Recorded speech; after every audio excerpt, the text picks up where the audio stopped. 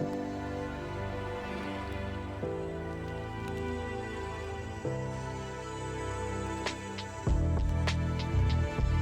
right, so we're back for another deep dive, and today it's all about business development. Yeah. We've got a pretty interesting collection of YouTube videos that you sent over. Mm. We've got everything from sales strategies to market validation to some pretty unexpected players in the business development game. Oh, yeah. Are you ready to uncover the hidden engine driving growth across industries? Absolutely. I think it's a lot more widespread than people think. Yeah. Business development is really about spotting those long-term, mutually beneficial relationships that fuel growth. Mm-hmm. So it's not just about like closing a deal. It's about creating a win-win scenario that can have like a ripple effect across a whole market. Gotcha. So it's less about that hard sell and more about strategic collaboration. Yeah. So one of the videos from the UCD Student Startup Center had this great example from the gaming industry. Okay. Talking about Call of Duty, partnering with PlayStation for those big esports tournaments. Seems pretty simple on the surface, but what are the deeper implications there? Well, PlayStation gets massive visibility. They align their brand with an insanely popular game. Right. And then for Call of Duty, they tap into PlayStation's platform and their hardware. Yeah. But I think the really fascinating part is how this partnership kind of subtly influences like everyday gamers' choices. So you're saying that if I'm just an average gamer and I see these pro gamers using PlayStation controllers in these high-stakes tournaments, that might actually sway my decision when I'm buying a controller. Exactly. It creates like these ecosystems of influence that can actually shape market share. Wow. And it's not just limited to the private sector either. Oh, really? One of the videos even highlights how the U.S. Army is using business development within the gaming world. Wait, the U.S. Army? I know, right? That's not something you hear every day. No, you don't. Yeah. They're partnering with Call of Duty to create esports teams as a recruitment strategy. That's pretty brilliant. Right. They're tapping into this huge gaming community, a lot of younger people that they might not be reaching with those more traditional efforts. Yeah. It's a win-win potential recruits for the Army. More exposure for the game. Yeah, totally. Okay, so we're seeing these big strategic partnerships, but what about those early stages when you're still trying to figure out what your customer actually needs? Right. Another video really emphasized the importance of customer interviews, particularly for tech startups. Yeah. Do you think that's a step a lot of businesses skip? Oh, for sure. Unfortunately, I think there's a tendency to jump into like a problem solution framework without really understanding the customer. Mm-hmm. But these interviews are gold. They refine your problem statement. They validate your assumptions about the market. Okay. And they can even reveal competitors that you didn't even think about. So the video actually said that a wrench could be a competitor to a hammer.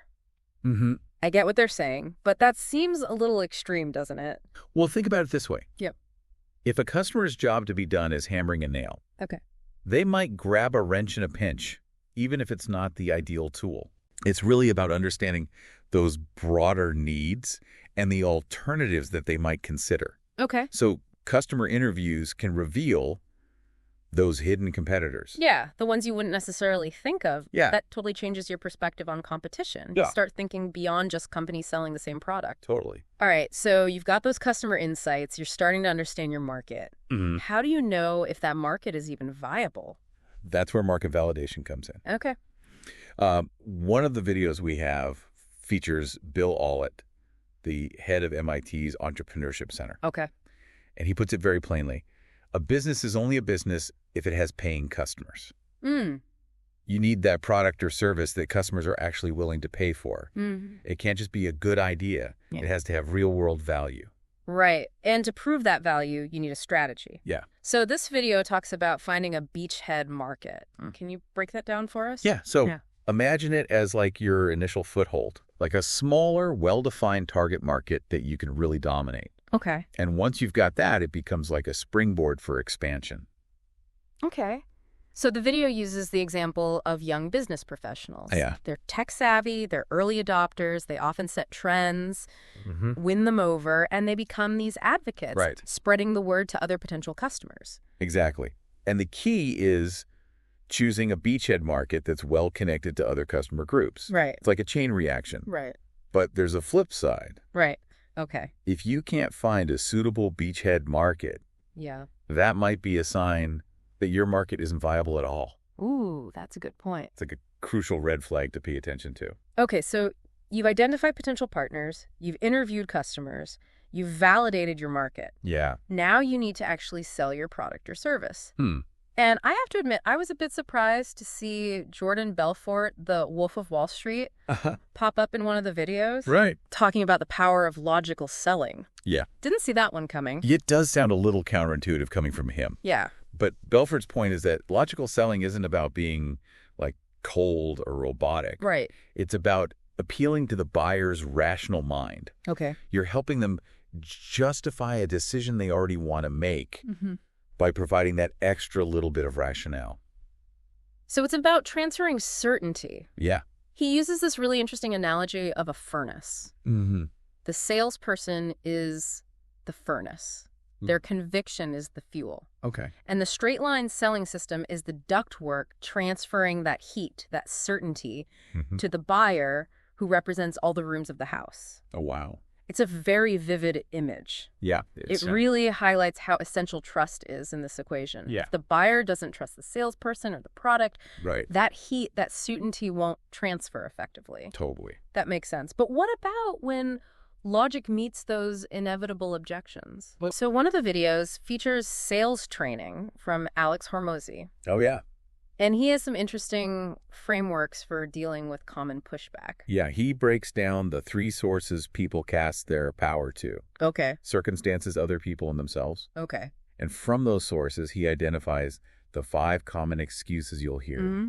Time, value, price, fit, authority, and avoidance. It's like a roadmap to understanding those like knee-jerk reactions Totally. that can just derail a sale. For sure. And the great thing about his approach is that he provides specific strategies for overcoming each of these objections using logic, not manipulation. Right. He's helping them see clearly so they can make an empowered decision. Totally. For example, if someone says they're too busy, right. he suggests asking if they will always be busy. Yeah, and if that's the case, wouldn't learning to succeed while being busy be even more valuable? It's about reframing that objection. Yeah. Or if the objection is about price, he talks about reframing it as an investment, comparing it to the cost of inaction. If someone says it's not a good fit, you can highlight that change requires stepping outside of their comfort zone. Right. What about when they need to talk to a spouse or partner? Yeah, that authority objection, that one can be tough. That one's tough. Yeah. So instead of hitting pause, Hormozi suggests focusing on the potential objections that partner might have. Oh, okay. And addressing those directly. So you're essentially preempting their concerns. Exactly. That's clever. And then lastly, for that, I need to think about it. Right. That avoidance tactic. Yeah, he acknowledges the weight of the decision, but encourages action by highlighting the sunk cost of inaction. Right. They've already invested time considering the offer. Now it's decision time. Exactly. It's all about empowering them to move forward. Wow, what a whirlwind tour of sales strategies. Right. But instead of feeling manipulative, it feels more like a toolkit for having like authentic, helpful conversation. Yeah, totally. It's about empowerment. Yeah. Both of the salesperson and the buyer. Okay. And it all starts with understanding like the psychology behind those objections. Yeah. Not just memorizing a script. Speaking of powerful statements, Alex Hormozi left us with this gem. Fortunes are created by taking a lot of risk with a little bit of money. Fortunes are maintained by taking a little bit of risk with a lot of money. Ooh, I like that. It feels very relevant to all the decisions we're talking about today. Totally. What are your thoughts on that? It's a powerful reminder that every decision we make, every hesitation, every yes and no, it's shaping our future. Right. These objections aren't just about a single purchase. They're about the trajectory of our lives. It's like each no closes a door, each yes opens another one. Exactly. And that leads me to a question for you. Okay. Are you taking the risks necessary to build your own fortune? Ooh. Or are you letting fear and indecision hold you back? That is something to think about. Yeah, it's something to think about as we continue this deep dive into the world of business development. Yeah. You know, thinking about risk and decision-making reminds me of another video we have. Okay. It's a TEDx talk by Derek Thompson. And he dives into this concept that he calls MAYA. May. Oh, why? Yeah. Okay. Most advanced, yet acceptable. Okay, I'm intrigued. So Thompson argues that this principle is the secret sauce behind hits in like almost every field. Okay. Technology, music, fashion, you name it. Wow. And he says that humans are constantly torn between these two opposing forces. Okay. Neophilia, our love for new things, Mm-hmm. and neophobia, our fear of anything too new. Okay, so we're drawn to novelty, Yeah. but we're also kind of scared of it. Exactly. That makes sense. That's like wanting to try a new restaurant, Right. but being afraid it won't live up to the hype. Exactly. And that's where May comes in. Okay. To create something that people truly love, Mm-hmm. you have to strike this delicate balance between familiarity and surprise. Okay. You offer something new and innovative, but in a way that feels comfortable, relatable. I'm starting to see how this applies to business development. Yeah. You can't just bombard potential partners or customers with radical ideas. Right. You have to meet them where they are with something they recognize Literally. and then gradually introduce those new elements. That's a great insight. And Thompson uses Spotify's Discover weekly playlist as an example. Okay. So initially it flopped because it was all new music. Oh. People were just overwhelmed. Right. But then Spotify accidentally included some familiar songs Okay. and engagement soared. Interesting. So even on a platform designed for discovery, that touch of familiarity was key. Exactly. And he uses other examples too. What else did he talk about? He talked about how this principle plays out in academia. Okay. So researchers at Harvard and Northwestern found that papers deemed optimally familiar, Okay. meaning they presented novel ideas, Right. but within a recognizable framework, Okay. were much more likely to be accepted by the NIH. So even in scientific research, it's about pushing boundaries Yeah. without alienating your audience. Right. That's fascinating. It reminds me of fashion trends, how styles kind of come back around, Right. but with a modern twist. You're exactly right. And Thompson actually uses baby names Oh, wow. to illustrate this cycle of familiarity and surprise. Okay. He found that parents tend to favor names that are uncommon, but not too uncommon. Okay. So names rise in popularity as more people adopt them, Right. but then they become too common, they fall out of favor. It's like that Goldilocks zone of novelty. Yeah, Not too hot, not too cold, but just right. exactly. And this whole concept of Maya has implications for sales and persuasion too, right? Absolutely. Yeah. It ties back to what we were discussing earlier about appealing to both logic and emotion. Okay. You can use Maya to craft your sales pitches in a way that feels both fresh and convincing. Okay. So you start with something the buyer already understands and agrees with, Right. and then gradually introduce your product or service as that next logical step. It's like you're building this bridge of familiarity Yeah, to guide them towards your offering. totally. You're not forcing anything on them, Right. but you're showing them how it fits into their existing worldview. And by incorporating elements of surprise and novelty, Mhm. you keep them engaged and intrigued. Yeah, you create that aha Yeah. moment where they see the value and the potential of what you're offering. I'm really appreciating how all these ideas from these videos are connecting strategic partnerships, customer insights, selling with logic, and now this principle of Maya, It all ties together. like a toolkit for success no matter what field you're in. It really is. And remember, Thompson even applied Maya to politics. Oh, wow. Okay. He argues that successful political movements often frame their arguments in a way that resonates with existing values and beliefs, Okay. even if their ultimate goals are quite radical. So it's about making the unfamiliar feel familiar, the radical feel reasonable. Yeah, it highlights the power of storytelling and framing. To be persuasive, you have to Yeah. understand your audience's perspective and tailor your message accordingly. Right. You're not manipulating them. You're meeting them where they are Yeah. and inviting them on a journey of discovery. And that journey is often more compelling Right. when it includes both the familiar and the surprising. Yeah. That perfect May balance. Totally. So we've talked about creating hits in various fields, but one of the videos brings it back to business development Okay. in a very specific way. All right.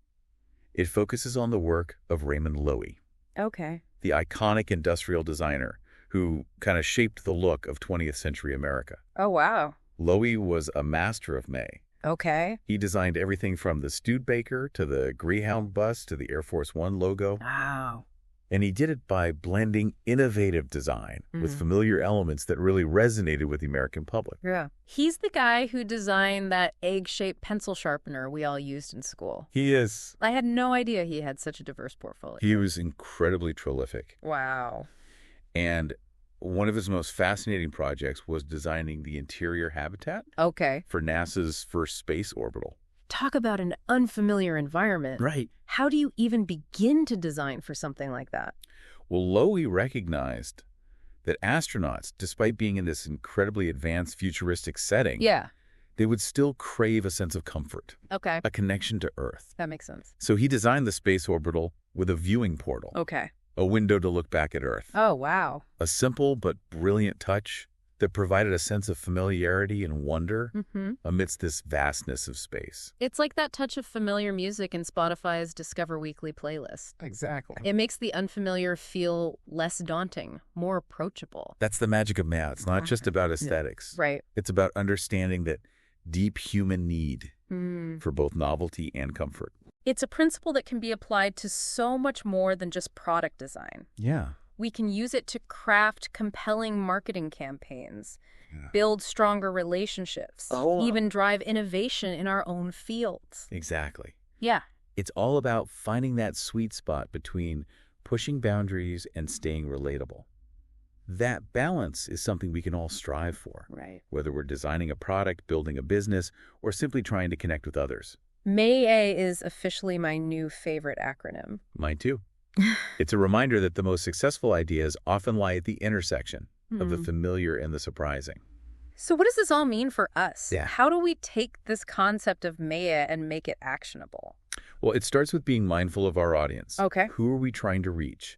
What are their values, their fears, their aspirations? Right. We need to understand their comfort zones Yeah. and what might push them just slightly outside of those zones. We can't just assume that what we find exciting. Will automatically resonate with everyone else. No, we have to find ways to bridge the gap Right. between our vision and their expectations. It's about meeting them where they are Yeah, and then gently guiding them towards something new. exactly. And we can do that by incorporating elements of storytelling, Okay. humor relatability into our communication. Right. Create an experience that feels both novel and familiar, informative and engaging. It's like crafting a delicious meal. Uh-huh. Yeah, You need the right balance of flavors to make it truly satisfying. that's a great analogy. Too much novelty, and it might be off-putting. Right. Too much familiarity, and it's boring. Yeah. But find that perfect blend, and you've created something truly special. You have. This has been a fascinating deep dive. It has. We've explored the importance of business development, the power of customer insights, Yeah. the art of selling with logic, the fascinating concept of MAGEM, and so much more. I know, right? It's been great. And through it all, we've seen how these seemingly disparate ideas Right. are all interconnected. Yeah. They all contribute to a deeper understanding of how to create success, both in business and in life. It's like we've been weaving together a tapestry of knowledge, Yeah. thread by thread, and now we have this beautiful, intricate picture that we can use to guide our own actions and decisions. And remember, this is just the beginning of the journey. Yeah. There's always more to learn, more connections to make, and more insights to uncover. Exactly. So stay curious, keep exploring, and don't be afraid to experiment with these ideas. That's a great note to end on. It is. I'm feeling inspired and ready to put all these ideas into action. Me too. But before we wrap up this deep dive, there's one more concept I want to explore. All right. One of the videos mentions something called the mere exposure effect. Oh, yeah. Have you heard of that? Oh, absolutely. It's a fascinating psychological principle. Okay, what is it? Basically, it states that repeated exposure to something increases our liking for it. Oh, The more we see something, yeah. the more we tend to like it. That makes sense. It's probably why we gravitate towards the music we grew up with, Right. or why we feel more comfortable around people we see frequently. It even explains why people often prefer the way they look in the mirror Okay. compared to photos. Oh, interesting. The mirror image is the one we're most familiar with. We see it every day. Right. Photos capture a reversed image. Okay. That feels less familiar. I never thought about it that way. Yeah, it's interesting, right? But how does this principle apply to business development? Well, it has huge implications for marketing and branding. Okay. The more people see your logo, your product, your message, the more familiar it becomes. Right. And the more positive their associations will be. So it's not just about creating a great product or service. It's about consistently getting it in front of people. Precisely think about jingles, slogans, mascots. They all leverage the mere exposure effect, to build brand recognition and affinity.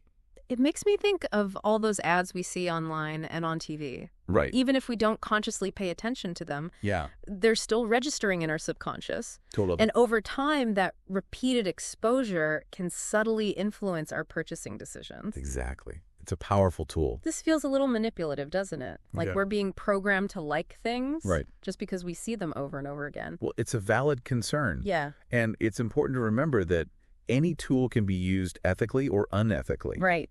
The mere exposure effect itself is neutral. Okay. It's simply a psychological phenomenon hmm that explains how familiarity influences our preferences. So it's up to businesses to use this knowledge responsibly to Yeah. create products and services that genuinely benefit their customers. Exactly. And as consumers, we Mm. need to be aware of these tactics Right. and make conscious choices about what we buy and support. Absolutely. It's all about being informed Okay. and making decisions that align with your values. Okay, so we've covered a lot of ground today. We have. We talked about strategic partnerships, customer insights, Mhm. the art of selling with logic, the fascinating concept of may, Mm-hmm. and even the subtle power of the mere exposure effect. Right. Where do we go from here? Yeah. What's the next step in our deep dive? I think, we've explored the strategies, the psychology, those subtle influences. Yeah. But there's this one crucial element we haven't touched on yet. Okay. Execution. Right. All these brilliant ideas, these partnerships, Mhm. they won't amount to much if you can't actually put them into action. That's so true. It's like having a recipe for the perfect cake, but forgetting to turn on the oven. Exactly. Luckily, one of the videos from the UCD Student Startup Center tackles this head on. Okay. It emphasizes the importance of planning, especially in that startup world. Mm-hmm. But I think a lot of people hear planning and they think rigid step-by-step instructions. Oh, Is yeah. that really what it's about? Not at all. It's not about creating a plan that you just follow blindly.